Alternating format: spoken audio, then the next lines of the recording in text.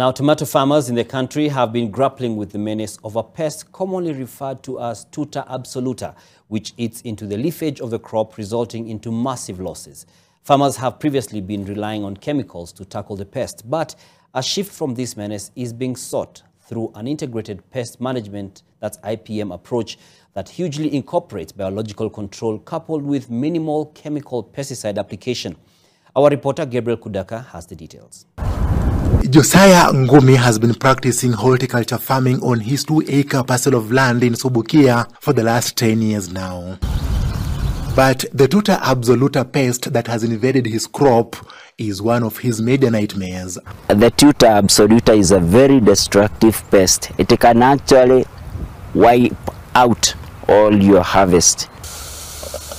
Like many other tomato farmers in the country, he exclusively relies on chemicals to control the pest, which can pose a health hazard. Generally, farmers rush to use pesticides to control the problems they have on their crops, pests and diseases, without considering the harmful effects of these pesticides. The risks that are associated with excessive use of pesticides, one is pollution, and that pollution is mainly to the water bodies.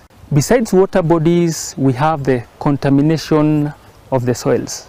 And this has now the ripple effect now across the value chain and across the consumers. However, crop protection scientists have come up with an integrated pest management approach that largely incorporates the use of biological control. One of the ways we use to manage Tuta absoluta is by trapping. When the adults are attracted into it, they drop onto the sticky trap and are killed in the process. So you reduce the population of the Tuta absoluta in the field, and therefore the farmer is able to harvest more crop. The sex pheromone targets the male moth that attracts the male moths, the male Tuta moth, which now comes into this, the trap, the delta housing, and gets stuck on the sticky surface.